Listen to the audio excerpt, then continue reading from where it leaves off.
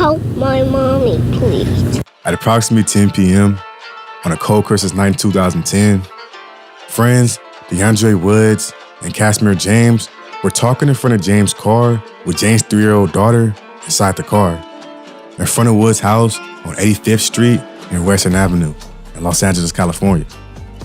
While talking, Woods noticed a 4-door Chevrolet Tahoe with tinted windows driving on the street slowed down as it passed him and James. Woods, he had his back to the streets, and James, she was facing the street. Woods took notice because the area was dangerous and violent since it was part of the territory of the Eight Trey gangster Crips. About 30 seconds later, Woods went to hug James and saw a spark. Then heard James scream as she fell on Woods, knocking him down as well. Woods saw a man with a gun jogging towards him, so he got up and ran. And while running, he heard several gunshots. In the midst of the shooting, he slipped and fell on the wet ground and dislocated his shoulder as he saw the gunman running towards Western Avenue. Woods, he wasn't hit by any bullets, but James, she was shot several times. Prosecutor says that Darnell Houston was the shooter, Lamar McKnight, the getaway man. Both are accused in the murder of an innocent mother, 25-year-old Casimir James. Of all times, on a Christmas night, the shocking case made headlines 5 years ago. Heart-wrenching when it was learned that James' 3-year-old daughter was right there. At the time of the shooting, Derek Jefferson was walking in the area and heard gunshots. That's when he saw a man pointing a gun at a woman and jumped into some nearby bushes for cover. He saw a dark blue 4-door Tahoe with windows tinted and 24-inch chrome rims. And he could see 2 black men inside the Tahoe, which left the scene quickly with the engine revving. Jefferson saw a woman on the ground and later ran to her. He could see that she was shot in the head. The woman, who couldn't speak, gestured towards the car. That's when Jefferson, he noticed a little girl inside the car. He grabbed the girl and took her to a woman who lived in a nearby home. And when he returned to James, sadly, she was already dead. Jefferson, he was accustomed to gang warfare in the area, but when he saw the injured woman, he felt it went too far. James, she died from gunshot wounds to her head and neck, and had gunshot wounds on her legs consistent with trajectories indicating that she had already fallen when her legs were hit. How a child talks to a missing mom. I say to her that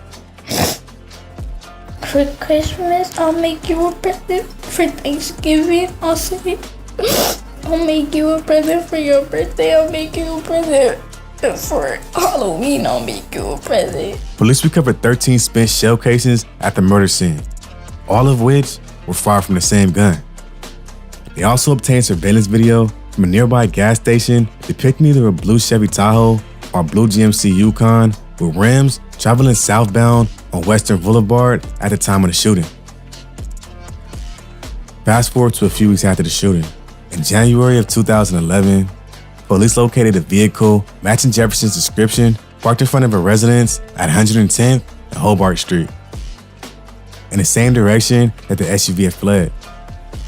It was a blue GMC Yukon, registered to Lamar McKnight, a known Rollin hunting member. The SUV, it was subsequently repossessed on June of 2011. And there were no rims on the SUV at the time of the repossession. But 24 was written on the SUV, suggesting that it once had 24-inch rims. When the police searched McKnight's residence in August of 2011, they recovered 4 rims in a garage that matched Jefferson's description and a surveillance video. Police also searched Womb's house and found a notebook entitled Young Husta in a drawer. They also discovered a drawing on the underside of a bunk bed in his bedroom, showing a woman with her eyes crossed out and an X over her body, and 3 lines next to her. After Darnell Deshaun Houston, another Rollin Hunters member, and McKnight were arrested, the Los Angeles Police Department detectives in charge of the case arranged for a confidential informant known as Witness X to share cells with Houston and McKnight. Witness X had performed approximately 200 similar operations and received close to $70,000 over the years for his services.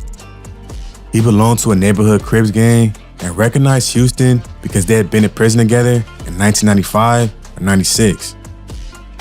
He knew Houston as Lil Pan from the 111 neighborhood Crips. A witness X secretly recorded his conversation with Houston. Houston told witness X that he was involved in the Western murder and admitted that he was the gunman. He also listed the gang monikers of 4 others who were involved. Bar, who was McKnight, Baby Beefy, who was Derek Williams, Elope, who was Simon, and Mr., who was Marvell Parker. Houston told witness X that the younger gang members were not doing enough work for the gang and that he was training them. On the same night of the murder, Houston took young members on an earlier mission outside of a church, and one of the youngsters fired 17 shots from a 9mm handgun at 7 rivals, missing all of them though, before the crew returned to the gang hangout and rearmed. McKnight, he then drove the SUV to the scene of the crime. Houston demonstrated how Woods moved James around, using her as a body shield as she was repeatedly shot. Also saying he didn't feel bad that James was killed because she was a, quote, tramp associate. Tramp is a disrespectful reference to members of the Eight Trey gangster. In addition, Houston said he had dismantled the gun and chucked it into the ocean. So he didn't believe the police had anything on him other than hearsay. But he did mention that he had been politicking or arguing before the shooting and thought that someone had overheard the argument and was snitching on him. He was worried that Williams might be the one who was talking to the police and felt that he might have to kill Williams, saying, "I'm gonna have to down that nigga Baby Beefy." Simon was 16 years old and Marvell Parker was 17 years old at the time of the murder. When McKnight talked to the informant, he mumbled and used pig Latin because he was leery of the camera and intercom inside the cell. McKnight told the informant that a gun was involved in the crime and he got rid of it. He also believed that the police couldn't tie him to the 111 neighborhood Crips because he didn't have any tattoos. And lastly, mentioning that he believed the younger gang member was snitching on him. A detective opined that the men were gang members of the 111 neighborhood Crips. He explained that putting in work in a gang context means committing or assisting in commission of crimes. A gang member gains respect by putting in work. Also saying murder is the pinnacle of status achievement, the biggest thing you can do.